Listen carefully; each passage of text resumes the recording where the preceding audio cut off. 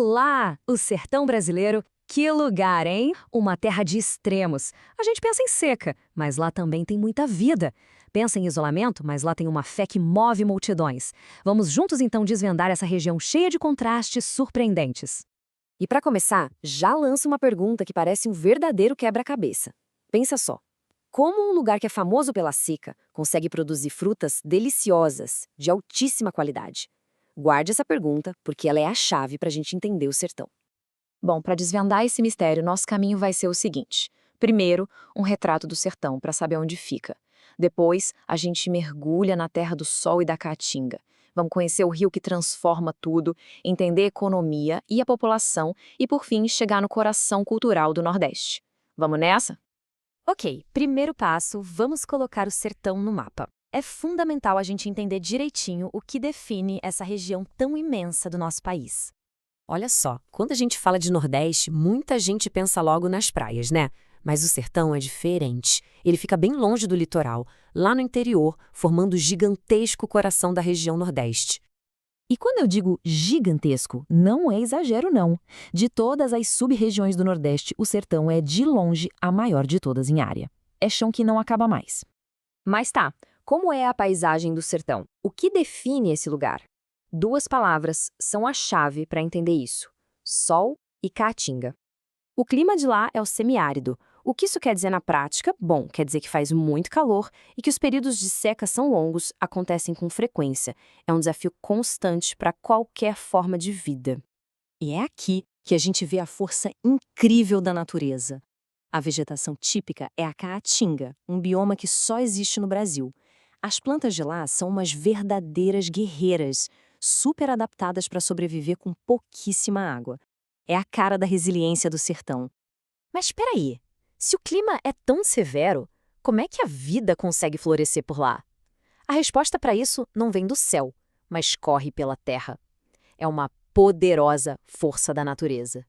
E o grande herói dessa história é ele, o Rio São Francisco, mais conhecido pelo apelido carinhoso de Velho Chico. E aqui, olha só, a gente resolve aquele quebra-cabeça do começo.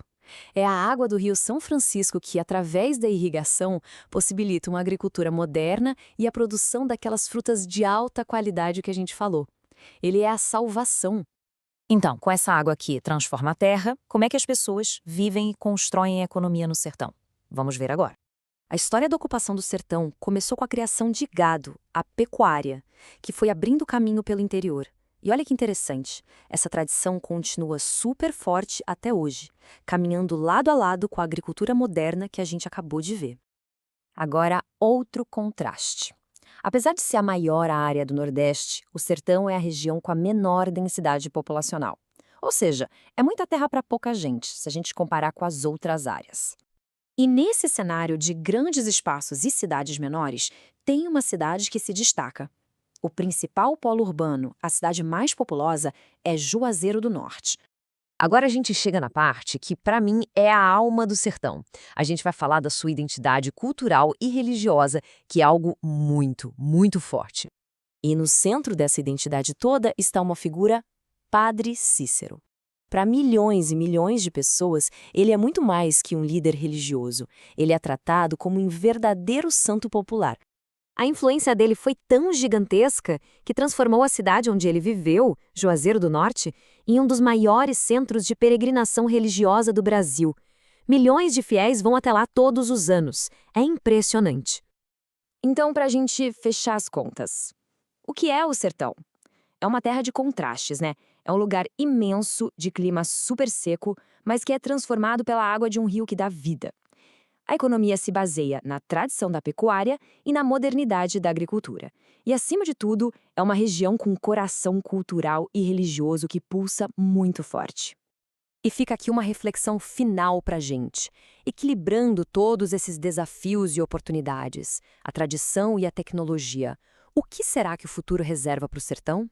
Uma pergunta importante sobre essa região tão única e fundamental para o Brasil.